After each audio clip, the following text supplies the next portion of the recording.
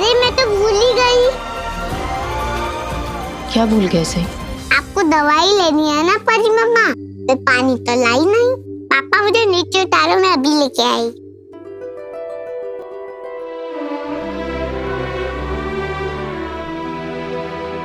ये बात मैं तुमसे हॉस्पिटल में ही करना चाहता था, लेकिन तुमने मौका ही नहीं दिया। मैं जानता हूं कि तुम्हें मुझसे कोई बात नहीं करनी है। मैं ये भी जानता हूं कि मेरे सॉरी बोलने या ना बोलने से तुम्हें कोई फर्क नहीं पड़ता। मेरी बातों का तुम्हारे लिए कोई मतलब नहीं। सच कहूं तो अगर मेरा बस चलता तो मैं कब का खुद से दूर हो जाता। मुझ जैसे आदमी के साथ ना रहने का फैसला जो तुम्हारा है वो बिल्कुल सही है। बस एक बात है जो मुझे करनी है तुमसे। और अब जहां रजत सवी को जाने से रोकता है कमरे से, वहीं सवी रुकती भी है, क्योंकि जो जज्बात रजत ने छेड़े हैं उसके अतीत की याद दिलाकर ये फोटोज इकट्ठे करके, तो अब आखिर रजत क्या बोलना चाहता है वो तो सुनना है। मैं जानता हूं सवी, मैं जानता हूं कि मैं हमेशा तुम्हारी तकलीफ और दर्द की वजह रहा हूं। इसलिए मैंने तय किया है कि आज के बाद मैं कभी तुम्हारे रास्ते में नहीं आऊंगा। मुझे अगर तुम्हारी मदद भी करनी होगी ना तो मैं दूर से करूंगा। आपसे मदद किसने मांगी? अगर कोई गलत फहमी हो गई है तो मैं दूर कर देती हूँ। हम एक छत के नीचे जरूर रह रहे हैं, लेकिन अब हमारा कोई रिश्ता नहीं है।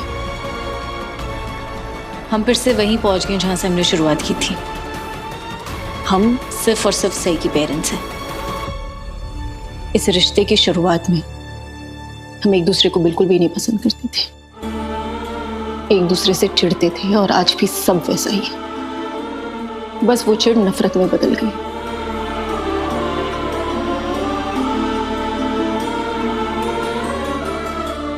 मैं तो तुम्हारी नफरत के भी लायक नहीं। तुम्हारी नाराजगी, तुम्हारा गुस्सा सब समझ सकता हूं। और जहां दोनों के ही आंसू थमने का नाम नहीं ले रही, वहीं आज रजत अपनी मन की बात बोले बगैर तो नहीं रहेगा। और तुम्हारी हर ख्वाहिश सर आंखों पर। तुमने मेरी बेटी के लिए, मेरी फैमिली के लिए बहुत कुछ किया है सभी। बस एक आखिरी बार मैं तुम्हारे लिए कुछ करना चाहता हूं। तुम्हारा सपना पूरा करना चाहता हूं।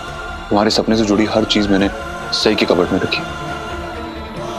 एक बार देख लेना और प्लीज मना मत करना, प्लीज।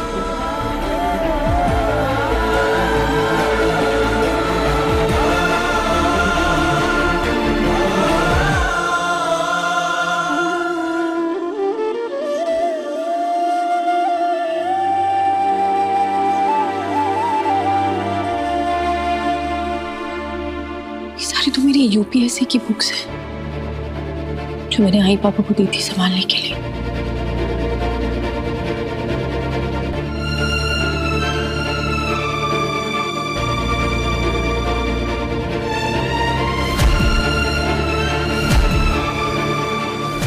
रजत की हिम्मत भी कैसे हुई। और अब एक बार फिर जब ईशान की फोटो देखती है सवी, तो अपने अतीत से इस कदर रूबरू होने पर सवी को अच्छा तो नहीं लगता।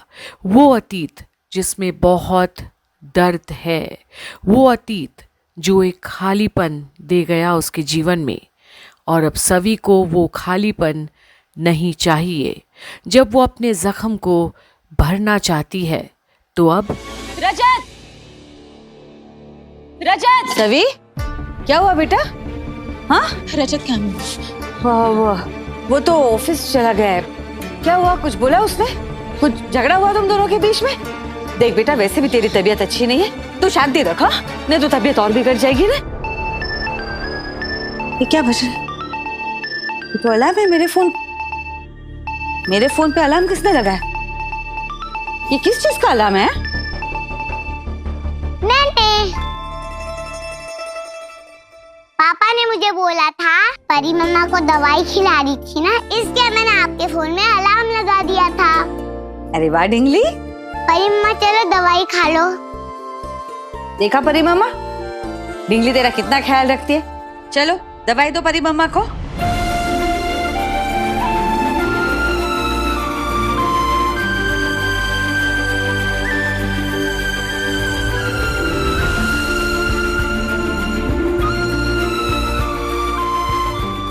परी मम्मा टाइम से दवाई खा लो, आपको ठीक होना है ना। पता है कल क्या है? कल बहुत स्पेशल डे है, कल मेरा बर्थडे है। फिर तो हमें एक स्पेशल पार्टी की तैयारी करनी पड़ेगी। सच्ची? मुझे और अब जहां सई और सवी के बीच की ये प्यार देखती है भाग्यश्री तो फूली नहीं समाती। और देखा सभी, इस घर में सब तुझे बहुत प्यार करते हैं। मेरे एक नालायक बेटे की वजह से हमें छोड़ के कभी मत जाना। कमाल है मम्मी, मुझे एक बात समझ में नहीं आती, जिसने ये पूरी आग लगाई वो अर्श, उसे कुछ क्यों नहीं बोलते? वो एडिटेड वीडियो तो उसी ने भेजी थी ना, तो इन सब में मेरे भाई की क्या गलती हुई? सब लोग उसके पीछे क्यों पड़े हैं? हाँ, तो अपने काम से काम रख। तुझे किसी ने कहा है बात करने के लिए? सॉरी मम्मी, अगर सब लोग मिलकर मेरे भाई को टारगेट करेंगे तो मैं चुप नहीं रहूंगी।